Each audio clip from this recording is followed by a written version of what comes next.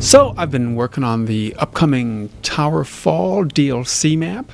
As usual, we start with digital elevation data for the topography and satellite images for the basic ground cover, and then do a lot of refinements. And so today's devblog looks at a few of these, how we've been terraforming the base terrain, which is not real high resolution, and so it just needs a lot of fine tuning. For example, in the Towerfall map, a road runs through it, going past the overhanging cliff on the north end of the map, weaving its way up just around the summit of Mount Washburn. And so lately we've been using a new tool in Unity to terraform, to modify the terrain. It's called Microverse. It's by Jason Booth, who made the amazing Microsplat terrain shader that we've been using all along.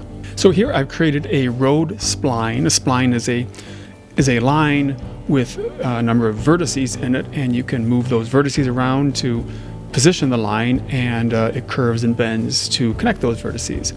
And what's cool about the Microverse tool is that you can give extra functionality to these splines, so they move the terrain. They transform the terrain underneath the road, so the terrain always comes up to meet the road wherever you happen to position the road. Now here I have got this beige line on the terrain indicating the actual route of the road through this part of Yellowstone. And then I add more knots to the spline and move those around to get the actual road in the game to conform to the path, the route of the road in the real world. It takes some time, but it's a really powerful tool and kind of fun to mess around and transform the terrain with. I've also been using Microverse to carve out good den sites. Towerfall is a little trickier than other maps because it doesn't have all those granite outcrops that were real fun to make den sites out of in Slough Creek and Hellroaring Mountain.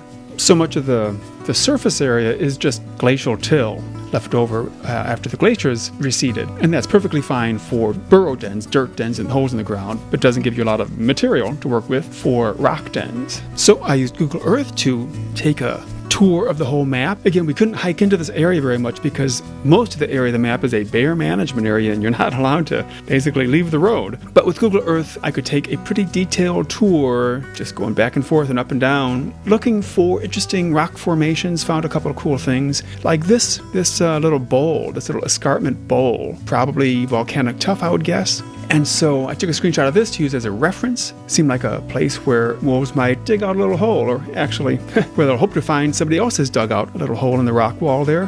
One reason you can't dig your own dens in the game, partly there's technical issues, but partly because wolves really, frankly, rather somebody else do the work. And they'll just take over an abandoned den that they find in a good spot. So using Microverse here, I'll first of all lay down some kind of a sandy, rocky patch of ground here, and then these cool mesh stamps where I use just basic primitives. Here it's just a cylinder, and set it to subtract to carve out this hole, this depression, and then bring in some rock models and try to position them around to look natural, and bit by bit build it up to be a neat little feature on the map. And here is what I ended up with. Now, after the last video about the geology of the Towerfall area, got some requests, of course, to have a den site here in the Devil's Den with all these spires. But that would be, well, first of all, a crazy place for wolves to make a den because it's right by the human settlement area, and second, the topography is just nuts and would make life very difficult in terms of pathfinding. But there were also some requests to have a den with the cool basalt columns, those hexagonal columns. And I'm not sure if there are any of those exposed elsewhere except that one spot along the road. But, you know, nobody can hike in here, so who knows? So, sure, what the heck. So I spent some time working on this basalt column den. Kind of a neat spot. So those are just a couple of the many, many things that are required to get the Towerfall map into shape, making good progress. Lots still to do, and we'll share more in the future, so stay tuned.